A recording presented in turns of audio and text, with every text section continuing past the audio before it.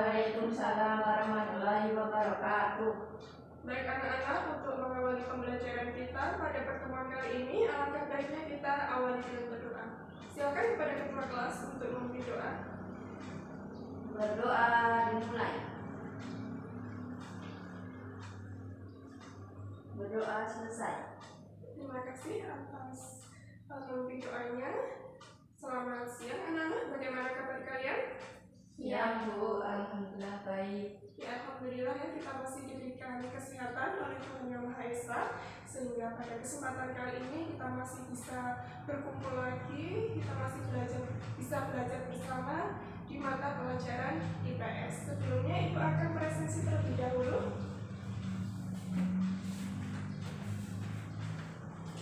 Apakah ini tidak masuk anak? Tidak Bu. Masuk semua ya? Masuk semua. Mbak Anggit? Hadir. Mbak Nurul? Hadir Bu. Iya, hadir semua ya. Terima kasih atas partisipasinya. Nah, anak-anak, pada pertemuan yang lalu, apakah kalian masih ingat kita telah pelajari tentang apa saja? Tentang bentuk-bentuk interaksi sosial asosiatif. Iya, proses-proses sosial asosiatif. Ada apa saja bentuk-bentuknya? Ada kerjasama, terus asimilasi, akomodasi dan akulturasi Bu. Iya, jadi ada kerjasama, ada akomodasi, ada asimilasi dan akulturasi. Nah, kemarin Ibu memberikan kalian tugas untuk membaca tentang apa? Membaca tentang proses-proses yang disosiatif. Iya, jadi bentuk-bentuk interaksi sosial atau proses-proses sosial yang disebut disosiatif ya. Iya Bu. Ya, baik. Pada kesempatan kali ini kita akan mempelajari mengenai materi tentang bentuk-bentuk interaksi sosial bersifat disosiatif. Bentuk-bentuk interaksi sosial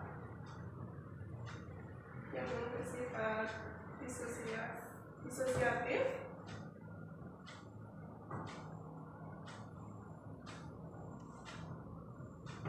ini merupakan proses sosial atau interaksi sosial antara perorangan atau kelompok yang mengarah pada konflik, kemudian juga merenggangkan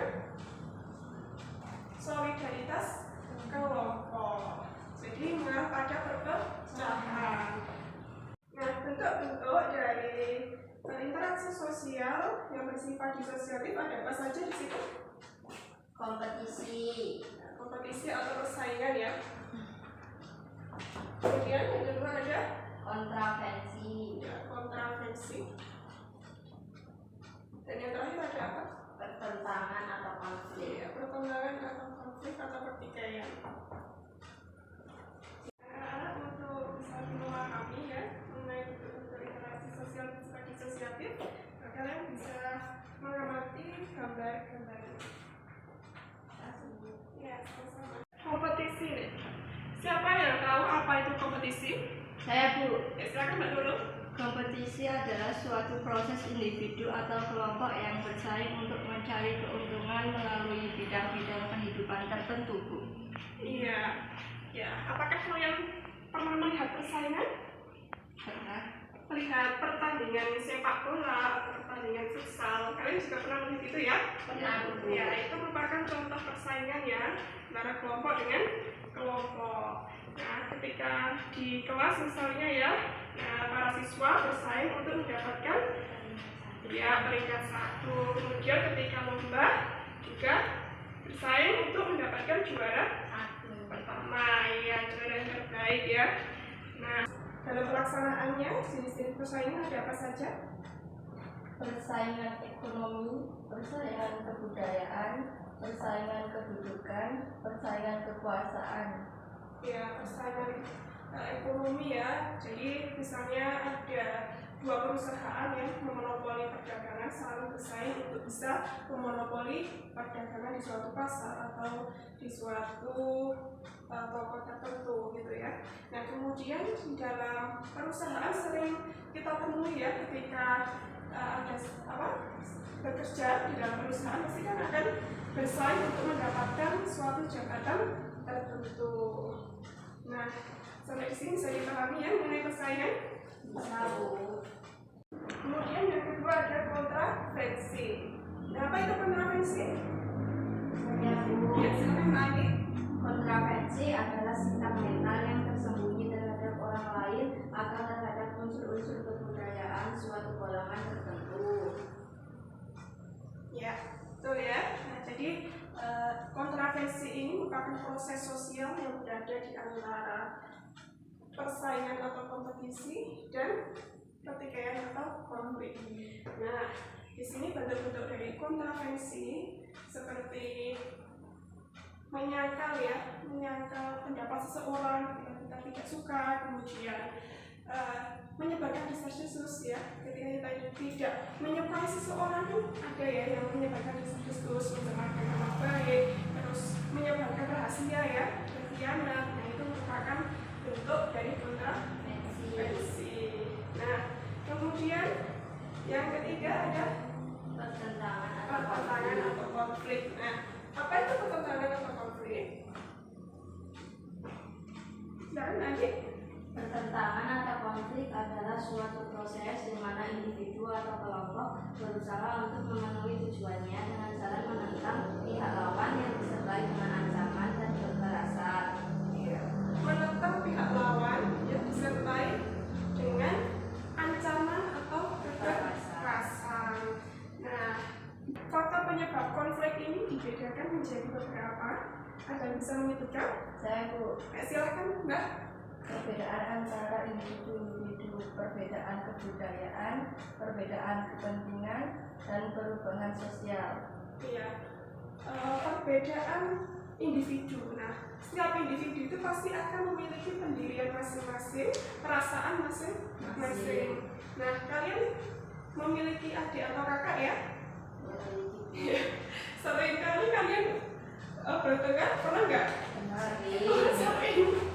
Ya, karena mungkin kalian maunya seperti ini, kemudian adiknya atau kakaknya maunya seperti ini, nggak cocok. Nah, itu kemudian terjadi cekcok atau pertikaian atau konflik. Dan kemudian ada perbedaan kebudayaan. Nah, apalagi Indonesia yang merupakan negara yang multikultural, yang beragam ya, etnis, agama, kemudian ras dan lain sebagainya, sangat berbeda, dan masing-masing wilayah itu memiliki kebudayaan sendiri-sendiri. Nah, tentunya itu akan rentan terjadi suatu konflik. Ya, misalnya konflik di Poso ya. Konflik di Poso itu disebabkan karena adanya dua agama yang berbeda, kemudian saling menaruh curiga atau saling menaruh kebencian ya. Jadi mereka terjadi cekcok dan akhirnya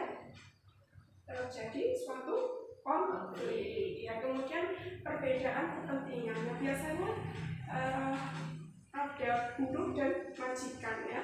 Majikan berkeinginan kepentingannya menggaji dengan bayaran yang sedikit, kemudian kerjanya bisa melakukan pekerjaan segalanya gitu ya dengan bayaran yang sedikit. Tapi buruh memiliki kepentingan untuk mendapatkan gaji yang banyak. Nah, itu perbedaan kepentingan sehingga terjadi banyak konflik ya, demonstrasi buruh ya untuk bisa mendapatkan gaji yang layak.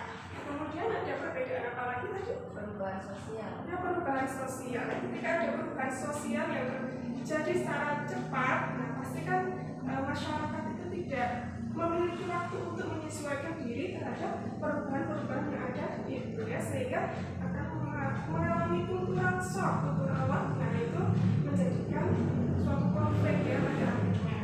Ya. Kemudian konflik ini memiliki bentuk-bentuk ya. Ada yang bisa menyebutkan apa saja sih bentuk-bentuk dari konflik itu? Silakan Mbak Ali. Bentuk-bentuk pertentangan atau konflik yang terjadi di masyarakat itu seperti konflik pribadi, konflik sosial, konflik antar kelas sosial, konflik politik, dan konflik internasional. Iya, yang pertama adalah konflik pribadi ya. Contohnya tadi ya, kalian dengan adik kalian ya. Nah, itu merupakan contoh konflik pribadi. Kemudian yang kedua ada konflik apa itu? Sosial. Konflik sosial ya, dalam masyarakat pasti kita hidup di dalam masyarakat pasti akan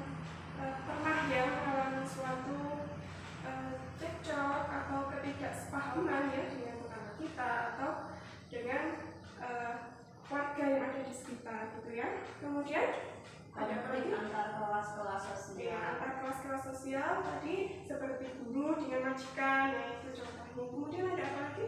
Konflik politik. Ya, konflik politiknya. Jadi dalam politik pasti juga terdapati suatu konflik-konflik ya, partai ini dengan partai ini ya. Bisa juga dalam satu partai ya, satu partai untuk menduduki suatu jabatan tertentu itu akan terjadi suatu konflik. Kemudian ada konflik internasional. Contohnya konflik internasional adalah konflik antara Palestina dan Israel. Ya, kalian tahu sendiri ya, konflik itu sangat besar ya, dan menghancurkan negara Palestina. Ya. Nah, tentunya konflik tersebut kan akan mengakibatkan atau memberikan suatu dampak dalam kehidupan. Ada bisa menyebutkan apa saja dampak-dampak dari konflik? Iya, silakan Mbak Anggi. Akibat konflik itu bisa menyebabkan harta benda hancur, kemudian kebahagiaan keluarga terampas, dan banyak nyawa terenggut secara paksa. Iya, ya contohnya Palestina dan Israel tadi ya, kalian ketahui bahwa harta bendanya hilang ya, terampas, kemudian nyawanya banyak yang terenggut ya, kebahagiaan keluarganya juga terenggut ya, kehilangan kebahagiaan dalam keluarga. Tapi di sini konflik tidak selamanya itu berkonotasi negatif ya. Konflik juga bisa memberikan dampak yang positif. Jadi konflik itu bisa menjadikan solidaritas kelompok ya, grup itu menjadi kuat. Dan misalnya ya Mbak Agi memiliki teman ya, misalnya satu grup gitu. Kemudian Mbak Agi sedang memiliki masalah dengan Mbak Nurul, dan Mbak Nurul juga memiliki grup tersendiri. Nah, ketika Mbak Agi sedang memiliki cekcok dengan Mbak Nurul, nah pasti kan Mbak Agi akan memiliki solidaritas yang kuat dengan kelompoknya Mbak Agi. Nah, itu merupakan dampak positif dari konflik. Anak-anak, di sini ada aktivitas ya yang perlu kalian kerjakan untuk bisa lebih memahami apa itu bentuk-bentuk interaksi sosial atau proses-proses sosial yang disosiatif. Seperti petunjuknya ya, silakan kalian kerjakan.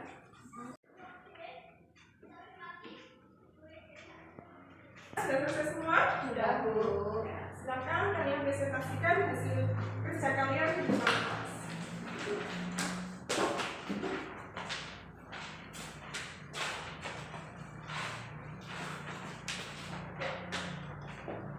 Silakan presentasikan. Dulu ya. Untuk persaingan itu contohnya adalah Indonesia bersaing dengan Malaysia dalam pertandingan bulu tangkis. Ya. Untuk kontroversi mencemarkan nama baik ketika tidak suka dengan seorang. Ya, Mbak, lanjut. Yang bertentangan. Boleh. Yang bertentangan itu contohnya adalah konflik di Poso yang dikarenakan perbedaan agama. Ya, terus sekali ya, silahkan kembali ke tempatnya masing-masing. Terima kasih ya, sudah mempresentasikan hasil diskusinya di depan kelas. Tadi kalian sudah paham ya mengenai materi pada pertemuan kali ini? Sudah, Bu. Baik. Anak-anak sampai di sini adakah yang ingin ditanyakan? Belum, Bu. Belum ya. Nah, apakah ada yang bisa menyimpulkan pada pertemuan kali ini kita telah membahas mengenai apa saja? Iya, Bu. Ya, silakan Mbak Anggi. Jadi hari ini kita belajar mengenai bentuk-bentuk interaksi sosial yang bersifat disosiatif. Iya. Nah, bentuk-bentuk interaksi sosial ini terdapat 3 jenis, yaitu kompetisi, kemudian kontravensi, dan yang terakhir adalah konflik. Iya, betul sekali ya. Jadi kalian sudah paham ya mengenai materi bentuk interaksi sosial atau proses-proses sosial disosiatif ya. Nah, anak-anak semua di sini ada evaluasi ya yang perlu kalian kerjakan. Hasilnya nanti kalian kerjakan di rumah saja.